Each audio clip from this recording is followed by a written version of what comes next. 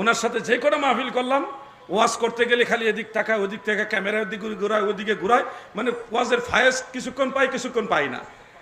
এজন্য একটু ওনাকে ওনার মতোই প্রচার করতে ছেড়ে দিয়ে আমরা আমাদের মতো করি। আমাদের বেশি শ্রোতা দরকার নেই, আমার প্রয়োজনে 100 জন শ্রোতা দরকার, যারা আমার কথাগুলি শুনবে, মানবে এবং এগুলি এস্টাবলিশ করবে। আমার ওয়াজ শুনে আপনি ঠিক জোরে জোরে চিল্লান দিলেন, হই হুল্লোড় করলেন, সকালবেলা দেখা গেছে আপনার নামাজে পাওয়া গেল না, পরের দিন সুন্নিয়তের কোনো গুরুত্বপূর্ণ কাজ আপনাকে পাওয়া গেল না, এরকম শ্রোতা আমার দরকার। আমার 100 জন হোক, ওই 100 জনই আমার কাজে লাগবে।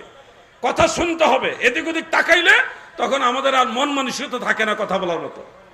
পাইকারি কথা বলি না দাদু, যে কথাগুলি বলি এগুলি আপনারা বের করতে হলে নিজেরা যদি ট্রাই করেন অনেক কষ্ট করা লাগবে। 4-5 মিনিটে যতগুলি কিতাবের হাওলা দেই, যতগুলি ইমামের নাম বলি, এগুলি স্টাডি করে বের করতে আপনাদের সময়ের ব্যাপার।